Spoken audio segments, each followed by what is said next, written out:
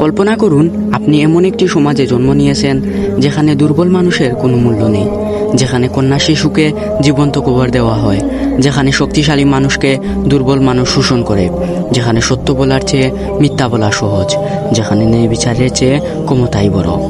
এমন একটি সমাজে যদি একজন মানুষ দাঁড়িয়ে বলেন সব মানুষ সমান, ধনী গরিব, কালো সাদা, আরব অনারব সবাই আল্লাহর কাছে সমান, তাহলে কি হবে? মানুষ কি তাকে গ্রহণ করবে নাকি তার বিরোধিতা করবে? আজকের গল্প এমন একজন মহা মানুষের, যিনি ছিলেন এতটাই সত্যবাদী যে তাকে নবুয়ত লাভের আগেই মানুষ তাকে বলতো আল আমিন, অর্থাৎ বিশ্বস্ত বলে ডাকত। এমন একজন মানুষ যাকে অপমান করা হয়েছে, পাথর মারা হয়েছে, নিজের শহর ছাড়তে বাধ্য করা হয়েছে, প্রিয়জনদের হারাতে হয়েছে, তবুও তিনি মানুষের জন্য দোয়া করেছেন। প্রতিশোধের পরিবর্তে ক্ষমা বেছে নিয়েছেন, আর মাত্র 23 বছরের মধ্যে এমন একটি পরিবর্তন এনেছেন যা আজও পৃথিবীর কোটি কোটি মানুষের জীবনকে প্রভাবিত করেছে।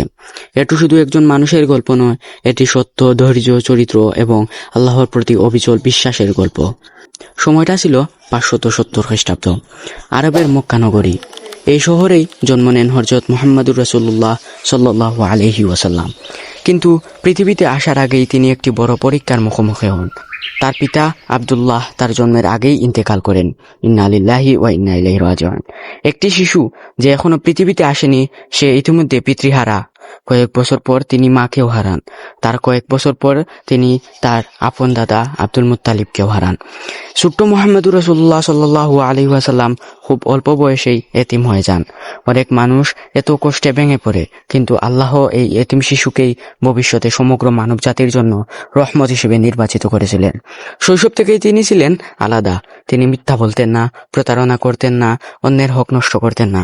ফলে মক্কার মানুষ তাকে একটি বিশেষ উপাধি দেয়, আল আমিন, অর্থাৎ বিশ্বস্ত ব্যক্তি। চিন্তা করে দেখুন, যে সমাজ পরে তার বিরোধিতা করেছিল, সেই সমাজও তার সততা নিয়ে কোনো অভিযোগ করতে পারেনি। চরিত্র এমন একটি সম্পদ যা শত্রুকেও সত্য স্বীকার করতে বাধ্য করে। বয়স যখন 40-এর কাছাকাছি, তিনি প্রায় সময়ই হেরা গুহায় নির্জনে বসে সময় কাটান। আল্লাহর কাছে ধ্যানমগ্ন হয়ে বসে থাকতেন। তিনি সমাজের অন্যায় থেকে কষ্ট পেতেন, মানুষের পথভ্রষ্টতা তাকে ভাবিয়ে তুলত। আর একদিন সেই গুহাতেই ইতিহাসের সবচেয়ে গুরুত্বপূর্ণ মুহূর্তগুলোর একটি ঘটে। ফেরেশতা জিবরাইল আলাইহিস সাল্লাতু ওয়াস সালাম আল্লাহর পক্ষ থেকে ওহী নিয়ে আসেন। প্রথম নির্দেশ ছিল ইকরা, অর্থাৎ পড়ো। জ্ঞান দিয়ে ইসলামের বার্তা শুরু হয়েছিল। নবুয়তের পর তিনি মানুষকে এক আল্লাহর দিকে ডাকতে শুরু করেন, কিন্তু সবাই তা গ্রহণ করেনি। তাকে অপমান করা হয়েছে, তাকে মিথ্যাবাদী বলা হয়েছে, তার পথে কাঁটা বিছিয়ে দেওয়া হয়েছে। তবুও তিনি থেমে যাননি, কারণ তিনি জানতেন সত্যের পথ কখনো সহজ হয় না। ইসলামের ইতিহাসের সবচেয়ে হৃদয়স্পর্শী ঘটনাগুলোর একটি। তিনি তায়েফে গিয়েছিলেন মানুষকে সত্যের দাওয়াত দিতে, কিন্তু মানুষ তাকে গ্রহণ করেনি, বরং শিশুরা তার পেছনে পাথর ছুঁড়েছিল। তার শরীর রক্তাক্ত হয়ে গিয়েছিল। সেই মুহূর্তে যদি তিনি চাইতেন, আল্লাহর শাস্তি নেমে আসতে পারত, কিন্তু তিনি তা করেছিলেন না।